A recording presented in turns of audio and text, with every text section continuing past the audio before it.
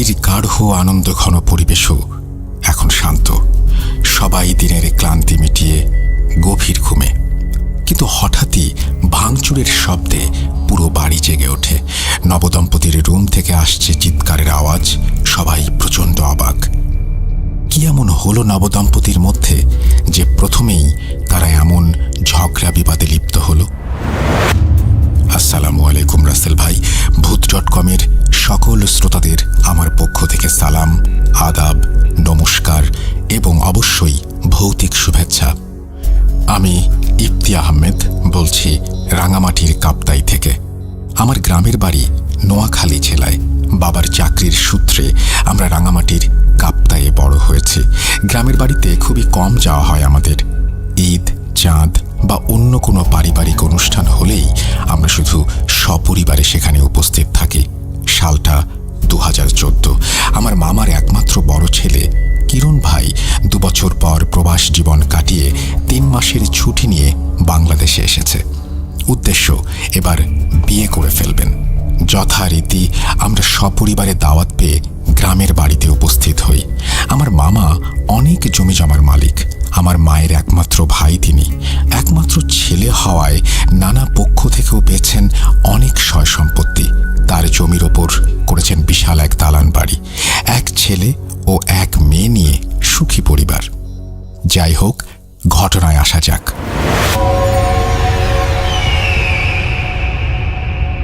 কিরণ ভাইয়ের বিয়েতে ধুমধাম করে আয়োজন করা হলো। বাড়ি ভর্তি মানুষ, হাসি আনন্দে জমজমাট পরিবেশ।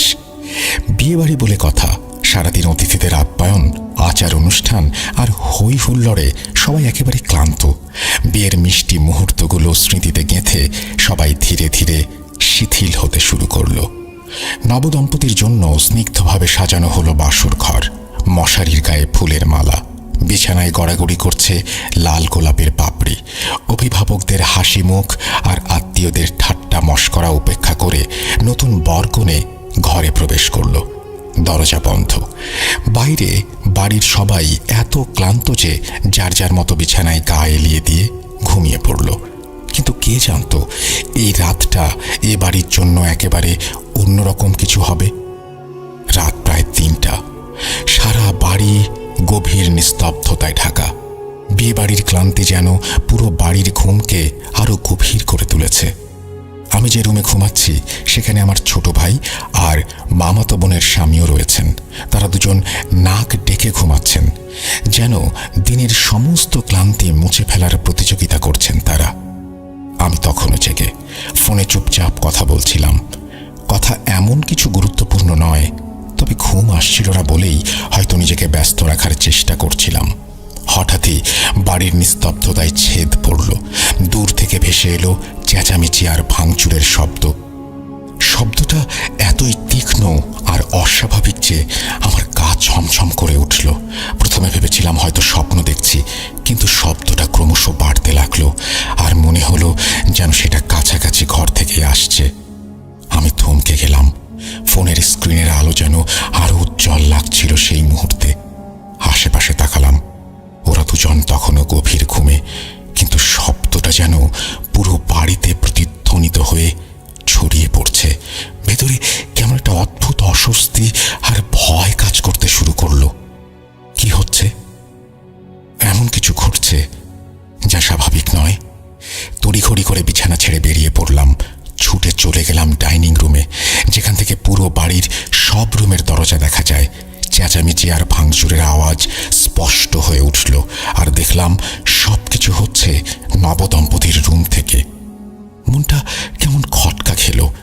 বিয়ে বাড়ির রাত, যেখানে সবাই ভেবেছিল নবদম্পতি তাদের জীবনের সবচেয়ে মধুর সময়টা কাটাবে, সেখানে এমন ঝগড়া। তার উপর শব্দগুলো এত তীব্র আর অস্বাভাবিক যে মনে হলো পুরো ঘরটাই যেন ভেঙে ফেলবে। একটু একটু করে অন্য রুমগুলো থেকেও সবাই বেরোতে শুরু করলো। ধীরে ধীরে বাড়ির এক একটা লাইট জ্বলে উঠতে লাগলো। ক্লান্ত মুখ আর অস্বস্তির ছাপ নিয়ে সবাই একত্রিত হলো। কিন্তু আশ্চর্যের বিষয়, বাসর ঘরের দরজা বন্ধ আর ভেতরে আলো তখনও নেভানো। আওয়াজ তবুও থামছে না। সবাই হতবাক। এত রাতে এমন ঘটনা কেউ কিছু বুঝে উঠতে পারছে না কি হচ্ছে ওই ঘরের ভেতর। লজ্জায় কেউই নবদম্পতির রুমের দরজায় নক করার সাহস পাচ্ছিল না। সবাই মনে মনে ভাবছে নতুন সংসার, হয়তো ছোটখাটো কিছু নিয়ে ঝগড়া হয়েছে। কিন্তু সময় যত গড়াচ্ছিল ঝগড়ার আওয়াজ ততই তীব্র হচ্ছিল। ভাঙচুরের শব্দ আর চিৎকারে পুরো বাড়ির পরিবেশ ভারী হয়ে উঠছিল। শেষমেশ আর সহ্য করতে না পেরে আমি আমার ছোট বোন দুজনে মিলে দরজায় ধীরে ধীরে নক করলাম। ভেতর থেকে কোনো উত্তর নেই, কিন্তু ঝগড়া থামারও কোনো লক্ষণ নেই। আমরা আবার নক করলাম, এবার একটু জোরে। তবুও ভেতরে যা চলছিল তা চলতেই থাকলো। এভাবে অপেক্ষা করতে করতে সময় গড়ালো। ফজরের আজান ভেসে এলো দূর থেকে। আজানের শব্দের সঙ্গে সঙ্গে অদ্ভুতভাবে সব শান্ত হয়ে গেল। ভেতর থেকে আর কোনো আওয়াজ শোনা যাচ্ছিল না। আমরা সবাই একে অপরের মুখের দিকে তাকিয়ে রইলাম, চুপচাপ, বিভ্রান্ত। এমন কি হলো? এত বড় ঝগড়ার পর এখন হঠাৎ এমন নীরবতা কেন? কেউ কিছু বলতে পারছিল না, শুধু মাথায় নানা প্রশ্ন ঘুরতে লাগলো। ফজরের আজানের পর সবাই নামাজ পড়ে যার যার মতো ঘুমিয়ে পড়ল। তবে বাড়ির মহিলারা আর বিশ্রামের সময় পেল না।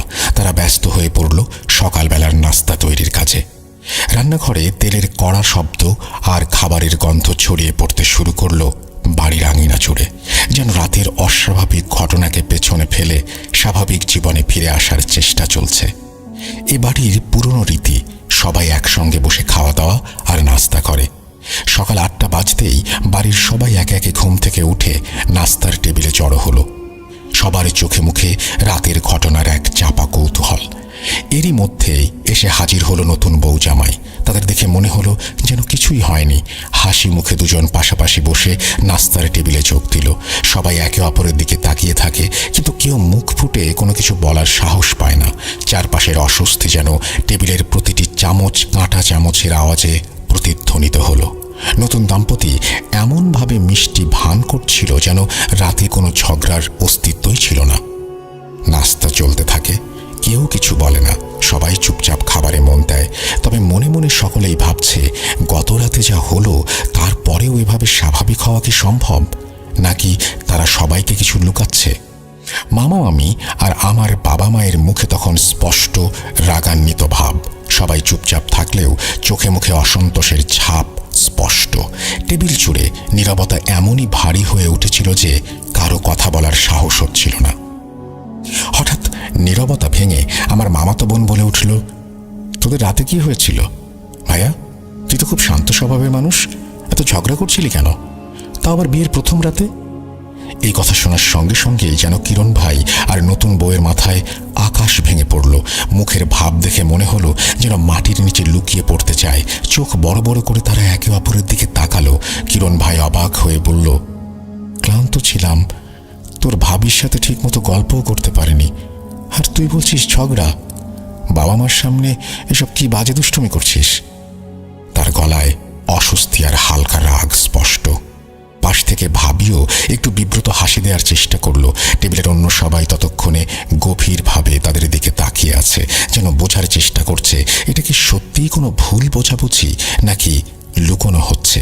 তারা দুজন কি চেষ্টা করছে সবাইকে মিথ্যা প্রমাণ করার? নবদম্পতির হাস্যোজ্জ্বল মুখের পেছনে সেদিন একেবারে স্বাভাবিক থাকলো সবকিছু, যেন কিছুই হয়নি। কেউ কিছু বলল না, আর সবাই নিজেদের কাজে ব্যস্ত হয়ে পড়ল। কেউ রান্নাঘরে, কেউ বসে টিভি দেখছে, আবার কেউ ফোনে ব্যস্ত। সবাই যেন একটা অদ্ভুত নীরবতার মধ্যে হারিয়ে গিয়েছিল। কিন্তু রাতে আবার ফিরে এলো সেই অদ্ভুত ঘটনা। গভীর রাত, একেবারে শান্ত পরিবেশে হঠাৎই ভাঙচুরের আওয়াজ। আগের মতোই, তবুও কিছুটা যেন আলাদা ছিল। এবার মনে হচ্ছিল দুজনের মধ্যে এক তৃতীয় ব্যক্তির গলার আওয়াজও ভেসে আসছে। গড় গড় আওয়াজ, যেন কেউ একটানা কষে কোনো কিছু তছনছ করছে। ভাঙচুরের শব্দ তীব্র হয়ে উঠল, তবে এবার ভেতরের আওয়াজে কিছু অচেনা ছিল। সেই ঝগড়ার আওয়াজ আগের মতোই থামল না, যেন পুরো বাড়ি গুঞ্জরিত। ঘর আর বাতাসে অদ্ভুত এক অনুভূতি ছড়িয়ে পড়ল, আর সেই ঝগড়া চলতেই থাকলো, চলতেই থাকলো ফজর নামাজের আগ পর্যন্ত। এমনকি আমরা বুঝতে পারছিলাম না এটা কি মানুষের ঝগড়া নাকি অদ্ভুত কিছু ঘটছে ভেতরে, যা আমাদের ধারণার বাইরে। পরের দিন নাস্তার টেবিলে সবাই একে একে কিরণ ভাই আর নতুন বউকে প্রশ্ন করতে শুরু করলো, তোদের সমস্যা কি বলতো, কোথায় সমস্যা? যেন পুরো বাড়ি এখন তাদের মুখের দিকে তাকিয়ে অতিরিক্ত উত্তেজনা আর কৌতূহল নিয়ে তাদের উত্তর শোনার জন্য অধীর। কিন্তু কিরণ ভাই আর তার বউ কিছু বলল না, বরং কিরণ ভাই আচমকা প্রচুর রাগান্বিত হয়ে নাস্তার টেবিল থেকে উঠে দাঁড়িয়ে চলে গেল। সবার মুখে এক ধরনের অবাক অবিশ্বাসের ছাপ। কেউ কিছু বুঝতে পারছিল না, আবার কেউ মনে মনে ভাবছিল এখনো কি আমরা মিথ্যা বলছি নাকি সত্যি কিছু ঘটেছে। সবাই কি যোগ করছে? কিরণ ভাই উত্তেজনায় এমনভাবে বলল যেন মনে হচ্ছিল পুরো বাড়ির সবাই একযোগে তার বিরুদ্ধে ষড়যন্ত্র করছে। তবে এই আচরণে বাড়ির সবাই আরও সন্দেহের মধ্যে পড়ে গেল। কিছু একটা গণ্ডগোল তো অবশ্যই ঘটছে, কিন্তু তা ঠিক কি কেউ জানে না। কিরণ ভাই আমাকে, আমার বড় ভাই এবং মামাতো বোনের জামাইকে ছাদে ডেকে পাঠালেন। ছাদে ওঠার পর কিরণ ভাই সত্যিই জানতে চাইলেন আমরা কি আসলেই কোনো আওয়াজ তাদের রুম থেকে শুনতে পেয়েছি কিনা। আমরা একে একে আমাদের অভিজ্ঞতার কথা বলতে শুরু করলাম। ঝগড়া এবং ভাঙচুরের আওয়াজ শোনা গিয়েছিল তা জানি আমরা কিরণ ভাইকে বললাম। আমাদের কথাগুলো শোনার পর কিরণ ভাইয়ের মাথায় যেন আকাশ ভেঙে পড়ল। তিনি আমাদের বোঝানোর চেষ্টা করছিলেন নতুন দম্পতির মধ্যে প্রথম রাতেই ঝগড়া হবে কেন। আমরা উপস্থিত সবাই বুঝতে পারছিলাম এবং বিশ্বাস করছিলাম কিরণ ভাই সত্যিই এমন কোনো কাণ্ড করেনি। তবে আমাদের মধ্যে তখন ভয় ঢুকে গিয়েছিল। আমাদের সামনে এক ধরনের অস্বস্তিকর পরিবেশ তৈরি হচ্ছিল। এটা কোনো সাধারণ সমস্যা নাকি এর মধ্যে কিছু অদ্ভুত কিছু লুকানো ছিল? কেন এমন ঘটনাগুলো ঘটছে? এরপর পুরো ব্যাপারটা মামা মামিকে জানানো হলো। তারা শুনে বেশ চিন্তিত হয়ে পড়লেন, কারণ এমন অস্বাভাবিক ঘটনা তাদের কাছে খুবই অদ্ভুত মনে হচ্ছিল। এরপর সবাই সিদ্ধান্ত নিল নতুন জামাই বউকে অন্য রুমে শিফট করা হবে, যাতে পরীক্ষামূলকভাবে দেখা যায় তাদের রুমের আওয়াজ আবারও শোনা যায় কিনা। কিন্তু আশ্চর্যজনকভাবে নতুন রুমেও একই ঘটনা ঘটতে লাগলো। ঝগড়া এবং ভাঙচুরের আওয়াজ আগের মতোই ক্রমাগত শোনা যাচ্ছিল। এবার আমাদের মনে হলো ব্যাপারটা শুধু দাম্পত্য সমস্যা নয়, কিছু অদ্ভুত এবং ভয়াবহ ঘটনা ঘটছে। এই পরিস্থিতি থেকে বের হওয়ার জন্য আমরা সবাই একমত হলাম যে ঘরে ঝাড়ফুঁক করা উচিত। এই কারণে আমরা ঠিক করলাম হুজুর এবং কবিরাজ দুজনকে ডাকা হবে, যেন তারা ঘরে ঝাড়ফুঁক করে এই অদ্ভুত ঘটনার সমাধান করতে পারে। সবার মনেই তখন এক ধরনের ভীতি জমে উঠেছিল এবং কোনো উপায় ছাড়া আমাদের এর সমাধান খোঁজার প্রয়োজন ছিল। যথারীতি হুজুর আসলেন এবং তিনি ঘরের প্রতিটি রুমে দোয়া পড়ে পানীয় ছিটিয়ে দিলেন। পুরো বাড়ি যেন একটানা পবিত্রতার ছোঁয়া পেল। সবাই আশা করছিল এরপরেই সবকিছু শান্ত হবে, কিন্তু সেদিন রাতেও একই কাহিনী। ফের ঝগড়া ভাঙচুর, উত্তাল পরিবেশ। পরের দিন কবিরাজ এলেন। তিনি হুজুরের মতো ঘর অশরীরী কোনো কিছুর প্রভাব থেকে মুক্ত করতে চাইলেন, কিন্তু তার পদ্ধতি ছিল অন্যরকম। কবিরাজ পুরো বাড়ি ঘুরে দেখলেন, সামনে পেছনে প্রতিটি কোণায়। তারপর তিনি একটি পানির জগ আনতে বললেন। জগটি নিয়ে তিনি একটি আম গাছের কচি ডাল কেটে সেটি জগের মধ্যে ভরে পুরো বাড়ির ভেতরে ছিটিয়ে দিলেন। তার মতে এই প্রক্রিয়া থেকে ঘর ও পরিবেশের ওপর কোনো অশরীরী শক্তির প্রভাব দূর করা সম্ভব। তবে আশ্চর্যজনকভাবে এর পরেও এই সমস্যার সমাধান হচ্ছিল না। ঝগড়ার আওয়াজ বন্ধ হচ্ছিল না এবং পুরো বাড়ি আবারও একই অস্বস্তিকর পরিস্থিতির মধ্যে পড়েছিল। কিছু একটা যেন এখনো বাকি ছিল। এটা ছিল এমন একটি সমস্যার প্রতীক যার সমাধান মিলছে না। বাড়িতে একাধিক হুজুর এবং কবিরাজের আসা যাওয়া সত্ত্বেও সমস্যার সমাধান হচ্ছিল না এবং অশান্তি ও ভয়ের পরিবেশ তৈরি হচ্ছিল। সবাই বুঝতে পারছিল কিছু একটা অদ্ভুত ঘটেছে, কিন্তু কেন হচ্ছে তা কেউ বুঝতে পারছিল না। পরিস্থিতি ক্রমেই খারাপের দিকে যাচ্ছিল। তাই আমরা রাঙামাটি থেকে এক বৌদ্ধ বনভান্তেকে নোয়াখালী নিয়ে আসলাম। বলা প্রয়োজন, বনভান্তে হলেন সেই ব্যক্তিরা যারা পাহাড়ের গভীরে ধ্যানে মগ্ন থাকেন এবং সাধনায় মর্যাদা পেলে বৌদ্ধ ধর্মাবলম্বীদের আচার অনুষ্ঠান পরিচালনা করেন। এদের অনেকেই জিন ও অশরীরী শক্তির সমস্যার সমাধান করতে পারেন। তারা তাবিজ করতে জানেন এবং তাবিজ কাটাতেও সক্ষম, যেটি অনেকের কাছে ব্ল্যাক ম্যাজিক হিসেবে পরিচিত। এমন একজন বনভান্তে আসার পর আমরা আশা করেছিলাম এবার হয়তো সমস্যার সমাধান হবে এবং সবকিছু ঠিক হয়ে যাবে।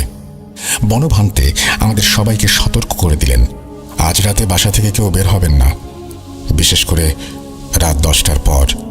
আমরা সবাই তার কথা মতো রাত 10টার পর আর বের হইনি। বাসার ছাদে ভান্তে সাহেব একটি আসন তৈরি করে তার সাথে আনা বিভিন্ন উপকরণ দিয়ে একটি মণ্ডপ সাজালেন তিনি। তিনি তার সহকর্মী এবং কিরণ ভাইকে নিয়ে গভীর মনোযোগ সহকারে উপাসনা করতে শুরু করলেন। সারা রাত ধরে তারা সাধনা করে গেলেন এবং সকালে এসে ভান্তে সাহেব জানালেন, এই কাজের সমাধান আমি করতে পারবো না। তিনি বললেন, এটা খুবই খারাপ জিনের নজর, যা কাটানোর সাধ্য আমার নেই। ভান্তে সাহেবের এই কথা শোনার পর আমরা সবাই খুব হতাশ হয়ে পড়লাম। যে আশা নিয়ে আমরা তাকে নিয়ে এসেছিলাম তা ধোঁয়াশার মতো মিলিয়ে গেল। আমরা যেন আরো গভীর অন্ধকারে নিমজ্জিত হয়ে পড়লাম। যেন মনে হচ্ছিল এই সমস্যার সমাধান কোনোভাবেই সম্ভব না। ঘটনা এখানেই শেষ? না, ধৈর্য ধরুন, আর বেশি সময় নেব না। বিয়েবাড়ির আমেজ ক্রমশ কমতে থাকলো এবং একে একে সবাই তাদের নিজেদের জায়গায় ফিরে গেল। আমার মা বাবা ভাই বোন সবাই কাপ্তাই ফিরে আসলো, কিন্তু আমি রয়ে গেলাম।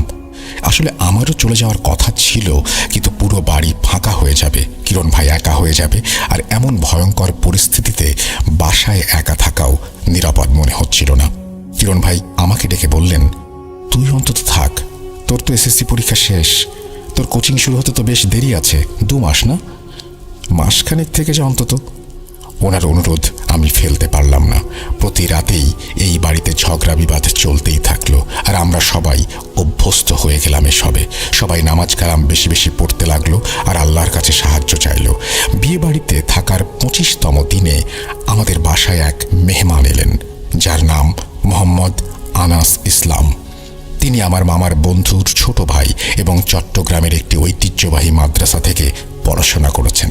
ওই মাদ্রাসা থেকে বাংলাদেশের অনেক নাম করা ওলামায়ে কেরাম উঠে এসেছেন।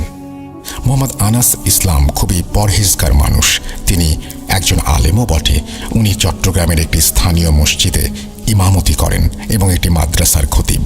উনি নোয়াখালী এসেছিলেন তার পার্সোনাল কিছু কাজে। মামা তাকে বললেন, তোমার কাজ 1-2 দিনের মধ্যে শেষ হবে না, তুমি যতদিন ইচ্ছা আমার বাড়িতে থেকে যাও।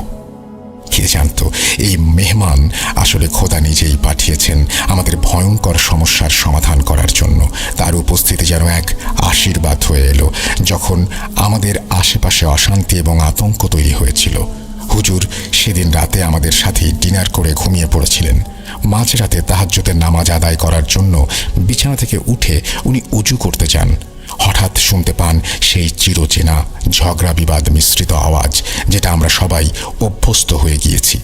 কিন্তু মোহাম্মদ আনাস ইসলাম সাহেব একটু ভড়কে গিয়েছিলেন। তিনি চিন্তা করলেন চিৎকার চেঁচামেচির মধ্যে তিনি তাহাজ্জুদের নামাজ পড়তে পারবেন না। তাই তিনি অজু না করে ফিরে এসে বিছানায় শুয়ে ফজরের নামাজের জন্য অপেক্ষা করতে লাগলেন। ফজরের নামাজের পর যথারীতি নাস্তার টেবিলে বসে নাস্তা করতে করতে উনি লজ্জা নিয়ে বললেন, গত রাতে এমন চিৎকার চেঁচামেচির আওয়াজ কেন হচ্ছিল? তখন বাবা মন খারাপ করে সমস্ত ঘটনার বিবরণ দিলেন ওনাকে। তখন আনাস সাহেব একটু মুচকি হাসি দিয়ে বাবাকে বললেন, সমস্যা যেখানে আছে সমাধানও সেখানে আছে। ইনশাল্লাহ আমি চেষ্টা করব যদি কোনো সমাধান করতে পারি। বাবার মুখে এক মুহূর্তের জন্য আশ্বস্ততার ভাব দেখলাম না। স্বাভাবিকই ছিল, কারণ তিনি আগেই অনেক টাকা পয়সা খরচ করেছেন এই সমস্যার সমাধান করার জন্য, কিন্তু কিছুই কাজে আসেনি। আনাস সাহেব সেদিন দুপুরে খেতে বসে বাবাকে বললেন, আজ রাতে বাসায় কোনো মাছ মাংস বা ডিম জাতীয় খাবার অর্থাৎ আমিষ জাতীয় কোনো খাবার যেন রান্না করা না হয়। খাওয়া দাওয়া শেষ করার পর হুজুর আমাকে সঙ্গে নিয়ে বাজারে গেলেন। বাজার থেকে উনি কিছু জিনিসপত্র কিনলেন, কিন্তু আমাকে আড়ালে রেখে। তারপর আমরা বাসায় ফিরে আসলাম। হুজুর বাসার সবাইকে বললেন ইশার নামাজের পর সবাই যেন তার বাড়ি ফেরার জন্য অপেক্ষা করেন। মাগরিবের নামাজের পর হুজুর কোথায় যেন চলে গেলেন। তারপর ফিরে এলেন রাত 10টায়। সবার সাথে রাতের খাবার গ্রহণ করার পর হুজুর সবাইকে ডাইনিং রুমে নিয়ে এসে একটি পাটি বিছিয়ে সবাইকে বসালেন। তারপর তিনি কোরআন শরীফ হাতে নিয়ে বাজার থেকে আনা জিনিসপত্রগুলো বের করলেন। জিনিসগুলো খুবই সাধারণ ছিল, লোহার সীসা, লবঙ্গ, এলাচ, কিছু মিক্স করা গুঁড়ো মশলা আর কিছু ছোটোখাটো জিনিস। মামা চিন্তা করলেন দেখা যাক কি হয়। হুজুর একটি পাত্রে পানি রেখে সেই পানিতে বাজার থেকে আনা লোহার সীসা এবং মশলাগুলো রাখলেন। তারপর বিসমিল্লাহ বলে বিড়বিড় করে কিছু সূরা পড়তে লাগলেন।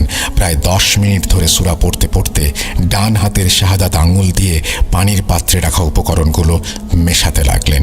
সূরা পড়া বন্ধ করে হঠাৎ শাহাদাত আঙুল দিয়ে গোল একটি বৃত্ত আনালেন এবং সেই বৃত্তের ভেতরে আমরা সবাই বসেছিলাম। পাত্রে রাখা পানি দিয়ে সেই বৃত্ত আঁকলেন তিনি। তারপর তিনি সবাইকে ওনার সাথে মিলিয়ে কিছু সূরা পড়তে বললেন। উনি আগেই বলে দিয়েছিলেন এখানে যারা বসে আছেন তাদের মধ্যে কেউ একজন কিছু অস্বাভাবিক ঘটনা ঘটাতে পারে, ঘরের মধ্যে যে কোনো কিছু হতে পারে, আমরা যেন কেউ না ঘাবড়াই। এরপর সবাইকে বললেন সবাই তাদের মোবাইল ফোনগুলো যেন বন্ধ রাখে, ইনশাল্লাহ কারো কিছু হবে না। হঠাৎ করেই হুজুরের কণ্ঠ উচ্চ স্বরে উঠে গেল। তিনি সূরা পড়তে শুরু করলেন এমন জোরে যে ঘরের দেয়ালগুলোতে সেই আওয়াজ প্রতিধ্বনিত হচ্ছিল। মনে হচ্ছিল পুরো ঘর যেন কাঁপতে শুরু করেছে। বাড়ির সমস্ত জানালা একে একে নিজে নিজে খুলে গেল, আর জানালার কাঁচগুলো বিকট শব্দ করে বারবার ফ্রেমের সাথে ধাক্কা খাচ্ছিল। বাইরে হঠাৎ করেই তীব্র শোঁ শোঁ শব্দে বাতাস বইতে শুরু করলো। আমরা সবাই ভয়ে জমে গিয়েছিলাম। কেউ একটি শব্দ করারও সাহস পাচ্ছিলাম না। হঠাৎ করে পুরো বাড়ির ইলেকট্রিসিটি চলে গেল। চারিদিকে নেমে এলো অদ্ভুত শুনশান নীরবতা। ঘরের ভেতর অন্ধকার, আর সেই অন্ধকার যেন আমাদের চারপাশ থেকে চেপে ধরছিল। ঠিক তখনই আমাদের অবাক করে দিয়ে বৃত্তের ভেতরে বসে থাকা আমাদের একজন হঠাৎ করে তীব্র চিৎকার দিয়ে উঠল, আর কণ্ঠস্বর তার বদলে গিয়েছিল। সেটা কোনো মানুষের স্বাভাবিক কণ্ঠস্বরের মতন শোনাচ্ছিল না। সেই রাগী কর্কশ কণ্ঠে সে বলতে লাগলো, আমাকে কেন ডেকেছিস? জানিস না কেউ কিছু করতে পারেনি আমার। তুই এক কম বয়সী ছোকরা কি বা করতে পারবি? আমাকে যেতে দে, যেতে দে আমাকে। তার চোখ জ্বলে উঠেছিল, হাত পা কাঁপছিল, আর পুরো শরীর দিয়ে ভীষণ শক্তি প্রদর্শন করছিল। আমাদের তখন মনে হচ্ছিল কোনো দুঃস্বপ্নের মধ্যে আমরা আছি। হুজুর কিন্তু চুপ ছিলেন না। তিনি আরও জোরে সূরা পড়তে লাগলেন। তার কণ্ঠে যেন কোনো ভয় ছিল না। আমাদের সবার চোখ তখন সেই মানুষটির দিকে যাকে আমরা এতদিন ধরে চিনতাম, কিন্তু সেই মুহূর্তে তিনি আর আগের মতো ছিলেন না। কি আন্দাজ করতে পারছেন কার শরীরে ভর করেছিল সেই জিন? কার শরীর ব্যবহার করে কথা বলছিল সে? আমরা সবাই বুঝতে পেরেছিলাম ঘটনাগুলোর কেন্দ্রবিন্দু আসলে আমাদের ঘরের নতুন বউ মৌমিতা ভাবি। হুজুর আর মৌমিতা ভাবির শরীরে থাকা জিনের কথোপকথনে জানা গেল সেই জিনটির নাম হামিম। শুধু হামিম নয়, আরও 2 জন জিন বহু বছর ধরে মৌমিতা ভাবির সঙ্গে রয়েছে। যদিও তারা সরাসরি বড় কোনো ক্ষতি করেনি, তবে মৌমিতা তাদের গভীর আকর্ষণের কেন্দ্রবিন্দু হয়েছিল। জিনরা নিজেদের মধ্যে অদ্ভুত প্রতিজ্ঞা করেছিল। তারা জানত মৌমিতা মানুষ আর তারা জিন। বিবাহিত সম্পর্ক গড়ে তোলা তাদের পক্ষে অসম্ভব, কিন্তু সিদ্ধান্ত নিয়েছিল মৌমিতা যেখানে বিয়ে করবে সেখানেই তাকে শান্তিতে সংসার করতে দেবে না। এই কারণেই তারা প্রতিদিন এমন অদ্ভুত ঘটনা ঘটাচ্ছিল যাতে সবাই বাধ্য হয়ে ভাইয়া আর মৌমিতার সম্পর্ক ভেঙে দেয়। হুজুর প্রশ্ন করলেন, তোমরা মৌমিতাকে প্রথম কোথায় দেখেছিলে? তখন মৌমিতার শরীরে থাকা জিনটি জানালো বহু বছর আগে তারা 3 জন একটি কবরস্থানের সামনে দাঁড়িয়েছিল। মৌমিতা তখন 6 বছরের ছোট্ট মেয়ে। প্রতিদিন স্কুল থেকে ফেরার পথে সে সেই কবরস্থান পেরিয়ে যেত। সেদিনই তারা তাকে প্রথম দেখে। সেই থেকে তার প্রতি গভীর আকর্ষণ শুরু হয়। এরপর দীর্ঘ কথোপকথনের মাধ্যমে হুজুর বুঝতে পারলেন জিনেরা স্বেচ্ছায় মৌমিতার শরীর ত্যাগ করবে না। অনেক বোঝানোর পরও তারা এক কথায় জানালো, আমরা তাকে ছাড়ব না। তখন হুজুর তাদের উদ্দেশ্যে কঠোরভাবে বললেন, তোমরা যদি এই মেয়েকে মুক্ত না করো তাহলে আমি তোমাদের ধ্বংস করতে বাধ্য হব। তাদের প্রতিক্রিয়া ছিল একই, আপনার যা খুশি করেন, কিন্তু আমরা তাকে ছাড়ব না। এরপর হুজুর কিছু বিশেষ সূরা পাঠ করতে শুরু করলেন। তিনি নিজের ডান হাতে ফুঁ দিয়ে সেই শক্তি কেন্দ্রীভূত করলেন। মৌমিতার শরীরে থাকা 3টি জিনকে একত্র করলেন। এরপর শেষবারের মতো প্রশ্ন করলেন, তোমরা কি সসম্মানে চলে যেতে চাও নাকি তোমাদের মৃত্যু চাও? তাদের উত্তর ছিল, আমরা মরতেও রাজি, কিন্তু মৌমিতাকে ছাড়ব না। এবার হুজুর দ্রুত নিজের কাছে থাকা একটি টর্চ লাইট থেকে আলো জ্বালালেন। তিনি শক্ত কণ্ঠে আল্লাহু আকবার বলে মৌমিতার গলায় তার ডান হাত চালালেন, ঠিক যেমন করে আমরা গবাদি পশু কুরবানি করি। এরপরই এক ভয়াবহ দৃশ্য দেখা গেল। মৌমিতা ভাবি পশুর মতো অদ্ভুত আওয়াজ করতে লাগলেন। তার শরীর কাঁপছিল, আর সে ছটফট করছিল। আমরা সবাই হতভম্ব হয়ে তাকিয়েছিলাম। কিছুক্ষণ এইভাবে চলার পর মৌমিতা নিস্তেজ হয়ে গেল। ঘর জুড়ে তখন এক অদ্ভুত নীরবতা। হুজুর কিছুক্ষণ ধরে সূরা পাঠ করতে করতে মৌমিতার মাথায় হাত রাখলেন। এরপর শান্ত গলায় বললেন, ভয় পাওয়ার কিছু নেই, এই মেয়ে এখন মুক্ত। আলহামদুলিল্লাহ, আমরা সবাই যেন দীর্ঘদিনের একটি বোঝা থেকে মুক্ত হলাম। আল্লাহর রহমতে সেই রাতে আমাদের বাড়ি থেকে চিরতরে অশুভ শক্তির বিদায় ঘটল। সেই রাতের ভয়াবহতার পর আমাদের পরিবারে যেন শান্তি ফিরে এলো। আল্লাহর রহমতে মৌমিতা ভাবি সম্পূর্ণ সুস্থ হয়ে উঠলেন। ঘরের সবাই হুজুরের প্রতি গভীর শ্রদ্ধা ও কৃতজ্ঞতা প্রকাশ করলেন। আমার বাবা বিশেষভাবে ওনাকে ধন্যবাদ জানিয়ে বললেন, আমাদের পরিবারকে আপনি এক এমন বিপদ থেকে মুক্তি দিলেন যার জন্য আমরা কোনো আশা দেখতে পাচ্ছিলাম না। আপনার জন্য আজ থেকে আমাদের ঘরে শান্তি এসেছে। আল্লাহ আপনার মঙ্গল করুন। হুজুর সবকিছু শুনে বিনীতভাবে হাসলেন এবং বললেন, আল্লাহ সবকিছু করেন, আমি শুধু তার আদেশ পালন করেছি। এরপর 2 দিন উনি আমাদের বাড়িতে ছিলেন। এই সময় হুজুর আমাদের ধর্মীয় কিছু বিষয়ে শিক্ষা দিলেন এবং বললেন, ঘরে সব সময় কোরআন তেলাওয়াত চালু রাখতে হবে, আল্লাহর নাম স্মরণ করতে হবে, তাহলে শয়তানির শক্তি আপনাদের ঘর থেকে দূরে থাকবে। শেষ দিনে আমরা সবাই মিলে হুজুরকে বিদায় জানাতে বাইরে এলাম। তিনি আমাদের সবার দিকে মমতা ভরা দৃষ্টিতে তাকিয়ে বললেন, আপনারা আল্লাহর ওপর আস্থা রাখবেন, যে কোনো বিপদে ধৈর্য ধরবেন, ইনশাআল্লাহ সব সমস্যার সমাধান হবে। আমাদের পরিবারের জন্য উনি আশীর্বাদ হয়ে এসেছিলেন। ধীরে ধীরে ওনার চলে যাওয়ার সময় হলো। বিদায়ের মুহূর্তে বাবার চোখে অশ্রু টলমল করছিল। হুজুর আমাদের সবার দিকে একবার তাকালেন, তারপর নিজের পথ ধরলেন। আমরা তখন জানতাম না এই বিশেষ অতিথি মোহাম্মদ আনাস ইসলাম আমাদের জীবনে এমন স্মরণীয় হয়ে থাকবেন। তার বিদায়ের পর আমাদের পরিবারে যেন এক নতুন অধ্যায়ের সূচনা হলো। ভয় আর অস্থিরতার জায়গায় ফিরে এলো সুখ আর শান্তি। ঘটনা সম্পূর্ণ সত্য এবং এই ঘটনা বিশ্বাস করা বা না করা আপনার ব্যাপার। উৎসাহ পেলে আরও ঘটনা শেয়ার করব। সবাই ভালো থাকবেন। আসসালামু আলাইকুম। নাম ইফতি আহমেদ। তিনি লিখেছেন রাঙামাটি কাপ্তাই থেকে। যদি আপনাদের এই ঘটনাটি ভালো লাগে অবশ্যই জানাবেন। আমার কাছে তো খুবই ভালো লেগেছে এবং আমার বিশ্বাস যারা আপনারা শুনেছেন তাদের কাছেও এই ঘটনাটি যথেষ্ট ভালো লেগেছে। এই মুহূর্তে আপনাদেরকে আমরা নিয়ে যাব এমন কিছু ঘটনায় যে ঘটনাগুলো হয়তো আপনারা আগে শুনেছেন বা কখনোই শোনেননি বা বারবার শুনতে চান। আমরা চলুন শুরু করি সেই ঘটনাগুলো। প্রথম থেকে শেষ পর্যন্ত আশা করি আমাদের সঙ্গেই থাকবেন। যারা এখনো পর্যন্ত আমাদের ইউটিউব চ্যানেলটি সাবস্ক্রাইব করেননি তাদেরকে অনুরোধ করব আজকেই সাবস্ক্রাইব করে ফেলুন। তাহলে যেটা হবে সেটা হচ্ছে সমস্ত নোটিফিকেশানগুলো আপনি সময় মতন পেয়ে যাবেন। আর আরেকটা জিনিস বলবো, আমাদের ফেসবুক পেজের সাথে আপনারা সবসময় সংযুক্ত থাকুন এবং আমাদেরকে জানান আমাদের শো কেমন লাগছে, কোন জায়গায় আমরা পরিবর্তন নিয়ে আসতে পারি, কোনটা চান আমাদের কাছে, কোন ধরনের ঘটনাগুলো ভালো লাগছে। আজকে যিনি ঘটনা পাঠিয়েছেন ইফতি, আপনাকে আমি বিশেষভাবে অনুরোধ করব আপনি চমৎকার লেখেন এবং আপনি আমাদের আরও কিছু ঘটনা পাঠান। আমি বিশ্বাস করি যে আপনার পাঠানো ঘটনাগুলো আমাদের যারা লিসেনার রয়েছেন তারা অনেক পছন্দ করবেন। আর আপনাদের যদি আজকের ঘটনা ভালো লেগে থাকে তাহলে অবশ্যই কমেন্ট সেকশনে ইফতিকে রিকোয়েস্ট করবেন তার নেক্সট ঘটনা পাঠানোর জন্য। ইফতি, অনেক ধন্যবাদ, অনেক ভালোবাসা আমাদের তরফ থেকে। আপনি এভাবেই এগিয়ে যান আর আমাদের সাথে শেয়ার করুন আপনার জীবনে ঘটে যাওয়া বা আপনার জানা সেরা ঘটনাগুলো। ভালো থাকবেন আপনারা সবাই। আমরা চলে যাব আমাদের পরবর্তী ঘটনাগুলোতে।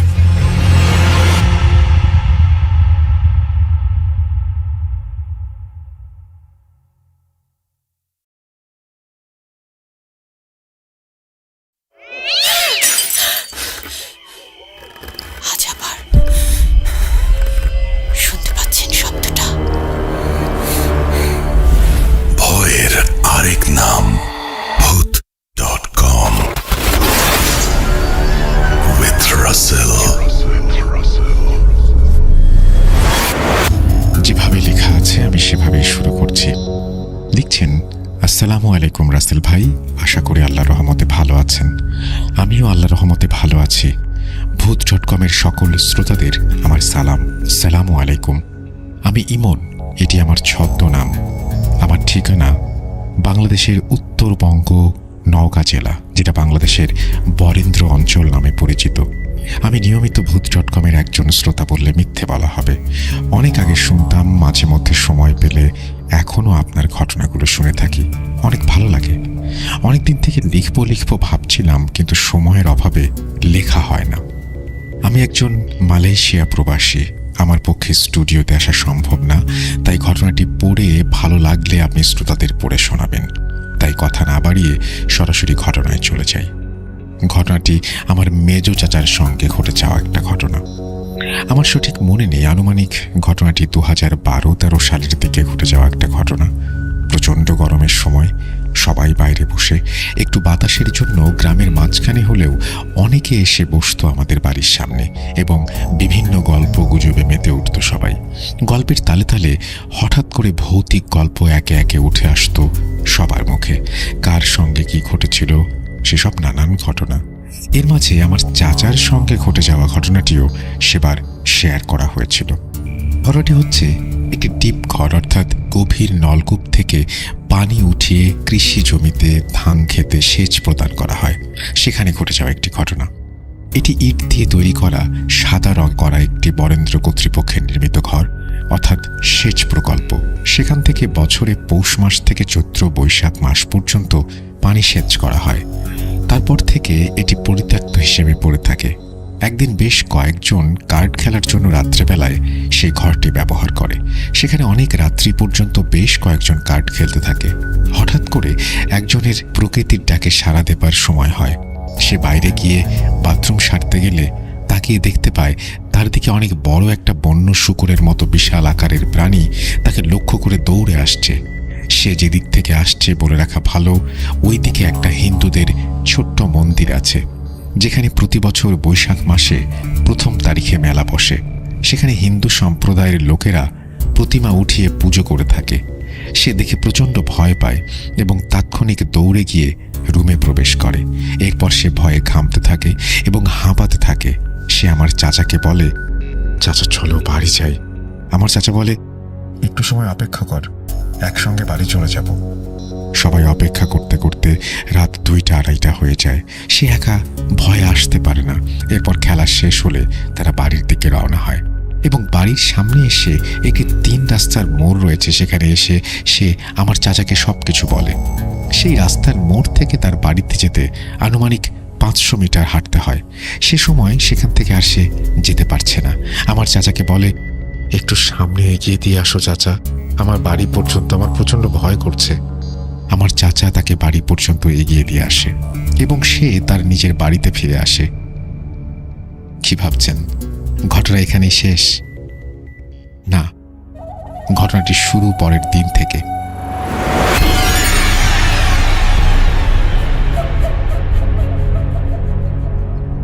পরের দিন আমার চাচা আবার সেখানে খেলতে যায়। আমার সেই ভাইটি ভয় আর পরের দিন সেখানে যায় না। রীতিমতো তাদের খেলা জমে ওঠে। রাত্রি আনুমানিক 2:30-3টার দিকে আমার চাচা খেলা বাদ দেয়। সে বলে, আমি বাড়ি চলে যাব, আর খেলবো না। সে রীতিমতো রুম থেকে বেরিয়ে আসে। ঘর থেকে বাইরে এসে রাস্তায় উঠতে আনুমানিক 500 মিটার হেঁটে যেতে হয়। আমার চাচা মাঝামাঝি পথ আসার পর সে প্রথমে দেখতে পায় স্বাভাবিকের চেয়ে অনেক বড় বড় 4-5টি শেয়াল তার রাস্তা আটকে আছে। সে শেয়ালগুলো দেখে রীতিমতো ভয় পেয়ে যায়। তারপর চাচা ধূমপান করতো, সে সঙ্গে সঙ্গে একটি সিগারেট ধরিয়ে ফেলে। সে বুঝতে পারছে তার সাথে খারাপ কিছু ঘটতে চলেছে। সে পেছনে ব্যাক করে, একটি পানি চলাচলের ড্রেনের ওপর দিয়ে পথ চলতে শুরু করে এবং সামনে রাস্তায় গিয়ে ওঠে। রাস্তার উপর ওঠার পর সে দেখতে পায় তার দুপাশ দিয়ে শেয়ালগুলো তাকে ঘিরে ধরেছে। সে কি করবে বুঝতে পারে না। সে একের পর এক সিগারেট জ্বালিয়ে রাস্তা হাঁটতে শুরু করে। শেয়ালগুলো তার পথ আটকানোর জন্য এপাশ ওপাশ থেকে সামনে দিয়ে চলাফেরা করতে শুরু করে এবং রাস্তা আটকাতে চেষ্টা করে। সে একের পর এক সিগারেট জ্বালানোর জন্য শেয়ালগুলো তার পাশে ভিড়তে পারে না। সে যখন ফাঁকা রাস্তা থেকে প্রথম বসত বাড়ি শুরু করে পৌঁছায়, তখন শেয়ালগুলো পাশের একটি জঙ্গলের দিকে নেমে যায়। তারপর আমার চাচা বাড়ি পৌঁছানোর পর ফ্রেশ হয়ে রুমে প্রবেশ করলে কিছুক্ষণ পর বুঝতে পারে টিনের চালা, অর্থাৎ ঘরের টিনের চালা দুমড়ে মুচড়ে কেউ যেন ভেঙে ফেলছে। বলে রাখা ভালো, আমাদের এলাকায় আমরা ধান সংগ্রহের জন্য ঘরের ওপর বাঁশ বিছিয়ে তার উপর দিয়ে চালা তৈরি করে থাকি, যেখানে রীতিমতো একটি মানুষ হেঁটে চলাফেরা করতে পারে। আমার চাচা মনে করেছিল হয়তোবা চালার ওপরে চোর উঠে থাকতে পারে। সে সাহস করে উঠতে পারছিল না ভেতরে কি হচ্ছে সেটা দেখার জন্য। কেই বা উপরে আছে। সে রীতিমতো সাহস করে গিয়ে একটি লাঠি এবং একটি লাইট নিয়ে ওপরে ওঠে। ওপরে ওঠার সঙ্গে সঙ্গে সে দেখতে পায় সেখানে কিছুই নেই, সম্পূর্ণটা ফাঁকা। তারপর সে নিচে নেমে আসে এবং সে বুঝতে পারে তার পেছনের ঘটনাগুলো। এরপর রাত শেষে দিনের বেলায় লক্ষ্য করে দেখে টিনের কোথাও কিছু হয়নি, কিন্তু রাতের যে ঘটনাটি ঘটেছিল তাতে করে টিনের চালাটি ঠিকঠাক অবস্থায় থাকা কোনোভাবেই সম্ভব নয়।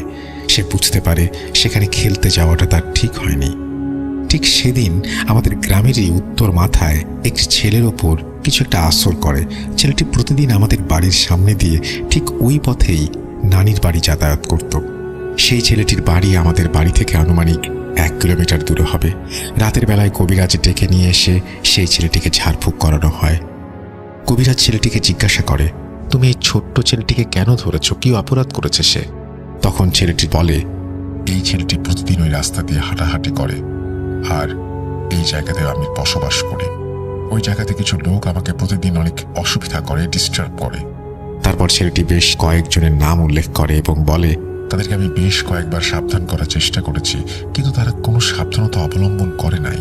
তাই এই ছেলেটি দুপুরবেলা আমার সামনে পড়া মাত্রই আমি ছেলেটিকে ধরে ফেলি।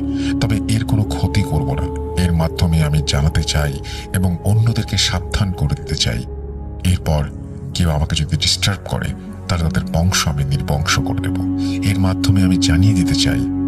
বলে রাখা ভালো, ওই ছেলের বাড়ির পাশে 2 আঙ্কেল ছিল, দুজন আমার চাচার সঙ্গে পার্টনার হিসেবে ব্যবসা করত। পরের দিন আর এক আঙ্কেল আমার চাচাকে জিজ্ঞেস করে, রাতের বেলা তুমি এবং আরো কয়েকজন নাকি ওই ডিপ ঘরে খেলতে যাও?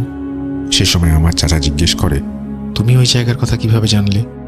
সে সময় আঙ্কেল চাচাকে সবকিছু খুলে বলে আর ওখানে যেতে নিষেধ করে। এর মাধ্যমে আমরা সবকিছু বুঝতে পারি এবং তারপর থেকে আমার চাচা আর সেখানে কখনো খেলতে যায়নি। বলে রাখা ভালো, ওইখানে যারা সেচ প্রদানের কাজ করত মাঝে মধ্যে দেখতো যে ডিপের হাউসে মাঝে মধ্যে মাঝরাতে কোনো এক ব্যক্তি গোসল করছে।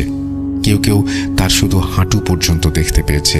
রুমের ভেতর থেকে পুরো দেখা সম্ভব হয়নি, কারণ সামনের দিকে ছোট ছোট ফাঁকা রাখা হতো প্রতিটি ঘর, যেন সেখান দিয়ে হাওয়া বাতাস প্রবাহিত হতে পারে। কারণ মেশিন চলা অবস্থায় এসব ঘর অনেক গরম হয়ে যায়, এজন্য ছোট ছোট করে ফাঁকা করে রাখা হয় সেই সমস্ত ঘর। এখানে 2টি ঘরের ব্যবস্থা থাকে, একটিতে মেশিন থাকে আর একটি কাজ করা ব্যক্তির রাতে থাকার জন্য। এই ছিল আমার চাচার মুখে শোনা ঘটনা। ঘটনাটি লিখতে কোনো ভুল ত্রুটি হয়ে থাকলে ক্ষমা সুন্দর দৃষ্টিতে দেখবেন, আর ঘটনাটি ভালো লাগলে শেয়ার করবেন। আমার কাছে আরও ঘটনা আছে, যদি সিলেক্ট হয় পরবর্তী ঘটনা তিনি পাঠাবেন বলে বলেছেন। Thank you so much. এরপরে তিনি তার নিজের নাম এবং ঠিকানা এবং ফোন নাম্বার দিয়ে শেয়ার করেছেন। আমি আপনাকে অনেক ধন্যবাদ জানাচ্ছি। আশা করছি যে ঘটনাটি উনি পাঠিয়েছেন সেই ঘটনাটি আপনাদেরও ভালো লেগেছে। যদি ভালো লাগে অবশ্যই আমাদের জানাবেন।